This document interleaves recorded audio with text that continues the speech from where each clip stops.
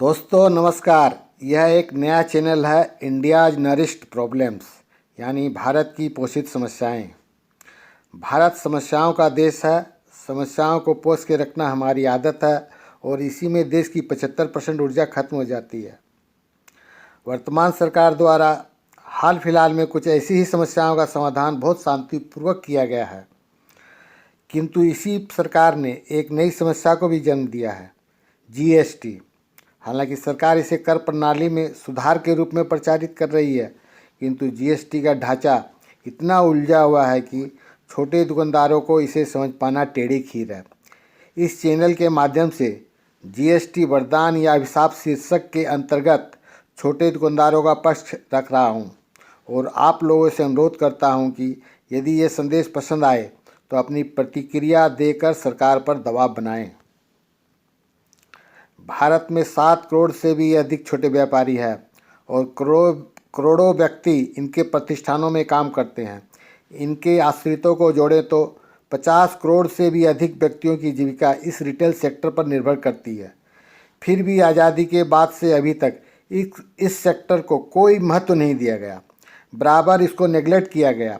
Licence हो या municipality tax हो या फिर जीएसटी, बराबर दुकानदारों को परेशान किया गया। दान पुण्य में आगे रहने वाले इस वर्ग की सहनशीलता का बराबर नाजायज़ फ़ायदा उठाया गया। छोटे दुकानदारों ने कोरोना काल में लॉकडाउन के समय अपने जीवन को ताक पर रखकर आवश्यक वस्तुओं की सप्लाई को जारी रखा। कहीं कोई कमी नहीं होने दी। ज़रूरतमंदों को उधार तक में माल दिया, लेकिन इसका सारा श्रेय सरकार को मिला। कहीं भी सहानुभूति के एक शब्द इन दुकानदारों के बारे में नहीं कहा गया। कोरोना काल में 20 लाख करोड़ का आर्थिक पैकेज दिया गया था। इसमें गरीबों और कॉरपोरेट सेक्टर को बहुत कुछ मिला, लेकिन छोटे व्यापारियों को सिवा बैंक से कर्ज के अलावा कुछ भी नहीं मिला। कोरोना काल में सारी ई कंपनियां गायब हो गई थी। इन छोटे दुकानदारों ने अपने जीवन की बाजी लगाकर देश की सेवा की, लेकिन अब ई कॉमर्स कंपनियां इनके धंधे को चौपट कर रही है। दुकानदारों के खरीद से भी सस्ते में माल बेच रही है, लेकिन सरकार आंखें मूंदे हुए है। उल्टे जीएसटी को लेकर इनको परेशान किया जा रहा है। इसी बात को लेकर व्यापारिक संस्था केट ने 26 फरवरी को भारत व्यापार बंद का आह्वान किया है। शुरू से ही जीएसटी के प्रारूपों का पालन करना मुश्किल ही नहीं बल्कि असंभव था। यह छोटे व्यापारियों के ऊपर अत्याचार की चरम प्रकाष्ठा थी, लेकिन छोटे व्यापारियों की वोट की ताकत ने सरकार को मजबूर कर दिया इसके प्रारूपों को जबरदस्ती न थोपने के लिए। इससे छोटे दुकानदारों को राहत तो मिली, लेकिन सरकार को भी इसकी बहुत बड़ी कीमत चुकानी पड़ी है। सरकार का लक्ष्य था कि 1.5 लाख करोड़ की वसूली प्रति माह एवं 14% की बढ़ोतरी हर साल होगी।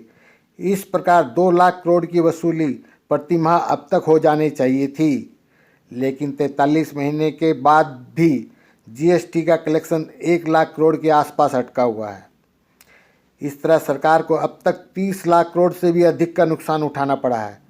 इसे हम महज अफवाह बोलकर नज़रअंदाज नहीं कर सकते हैं।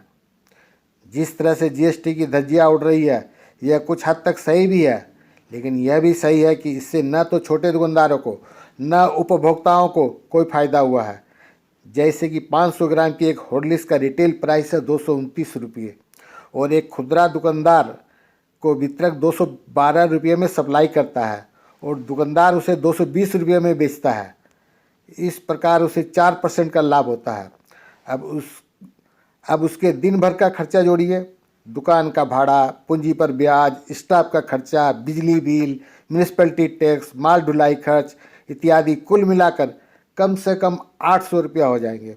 अगर उसकी बिक्री सारे दिन भर में 20,000 रुपया है तो उसका दिन भर का खर्च ही 4% हो जाता है। तो वह एक हॉर्लिक्स बेच करके क्या कमाया? कुछ भी नहीं। ऊपर से जीएसटी चोरी का इल्ज़ाम भी लग गया उसके ऊपर।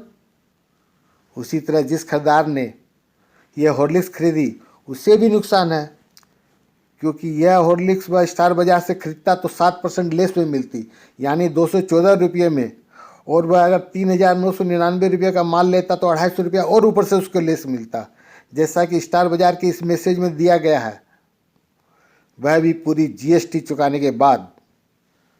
तो अब सबसे बड़ा प्रश्न है कि 30 लाख करोड़ की इतनी बड़ी रकम गई कहाँ? इतना बड़ा नुकसान के बावजूद सरकार 43 महीने में भी जीएसटी के इस समस्या को सुलझा क्यों नहीं पा रही है?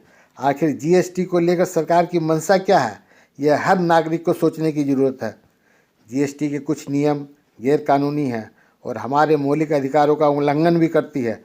क्या ऐसा कोई समाधान नहीं निकल सकता जिससे दुकानदारों की समस्या सुलझ जाए, सरकार को भी नुकसान न हो और वोट की समस्या भी आड़े न आए?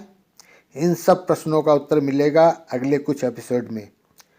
आप इस चैनल को सब्सक्राइब करना न भूलें। अगर आपको यह संदेश पसंद आया हो तो लाइक का बटन दबाएं और फॉरवर्ड करना न भूलें। Thank you.